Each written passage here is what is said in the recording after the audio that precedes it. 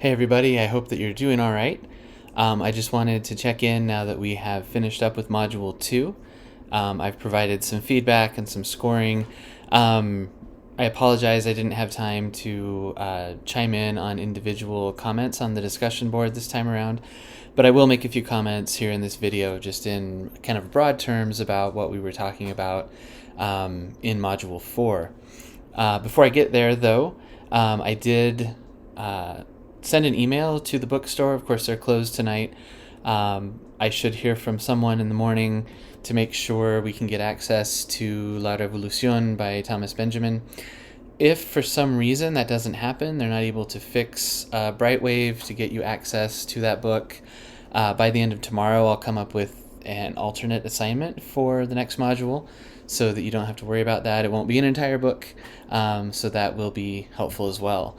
In the meantime, as was noted in some of the resources I gave you about reading for this class, it does help to find book reviews of La Revolución so that you can have an idea about what Benjamin's main argument is and how other scholars received his work.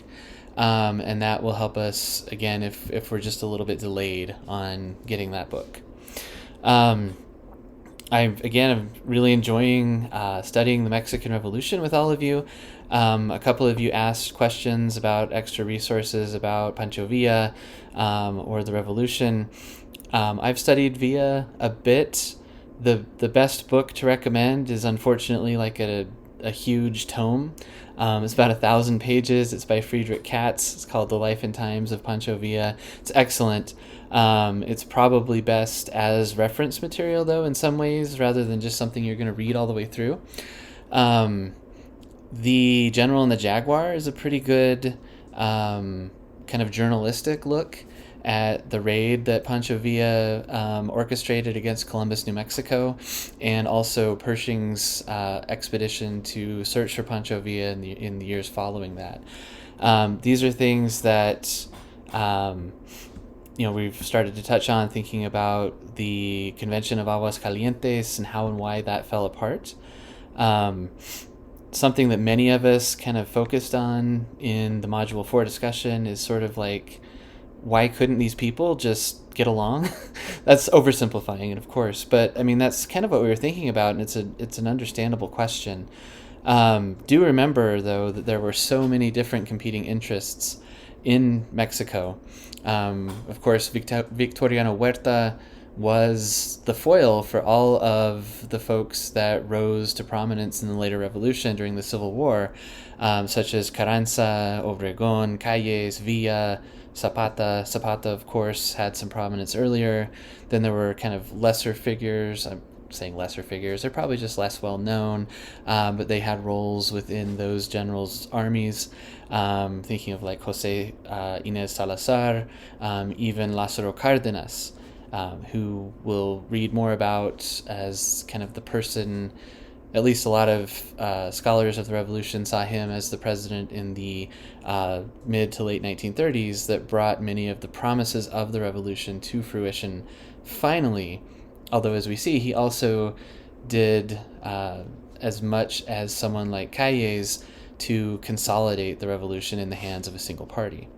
And so there's always lots of things going on with these historical figures. But again, think about the backgrounds of these folks. Villa, of course, came from a peasant background, as it's called. He was known for, rightfully so, having a brutal temper, but also kind of inexplicable loyalty to certain figures like Francisco Madero.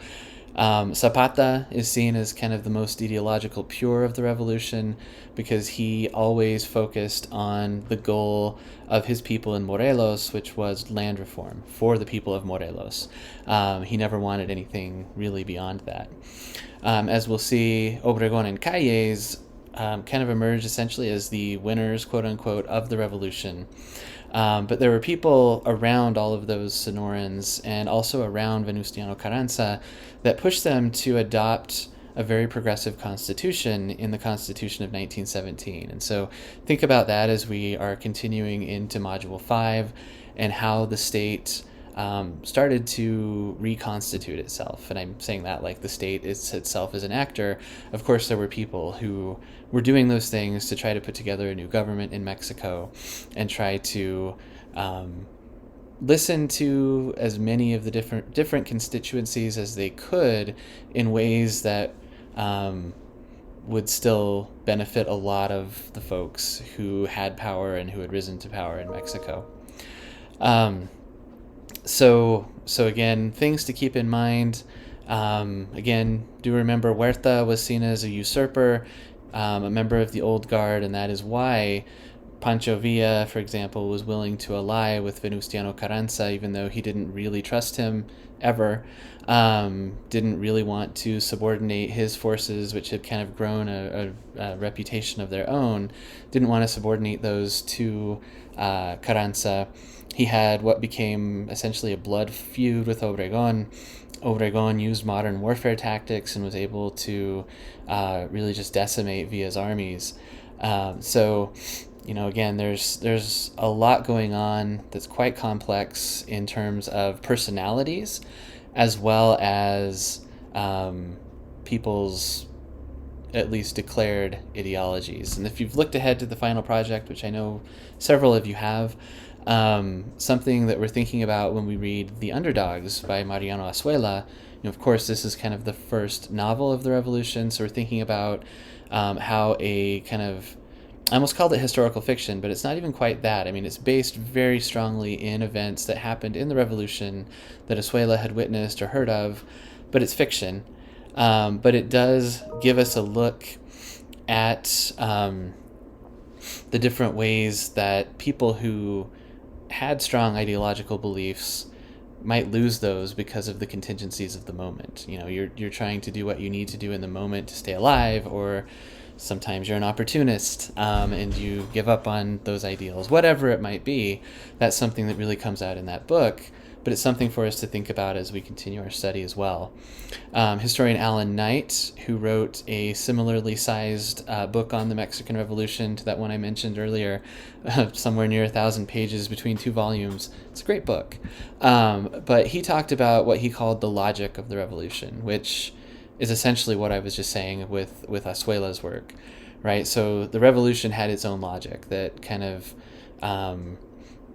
guided where people went, and even more so than ideology, sometimes opportunism or survivalism or new opportunities opening up. These things shaped what people did more than the ideologies they claimed to have. So that's where that one ended up, that conversation. Again, thanks for all your hard work. I will add a couple of things to this post as well to supplement, and I'll let you know as soon as I hear anything about the Benjamin book.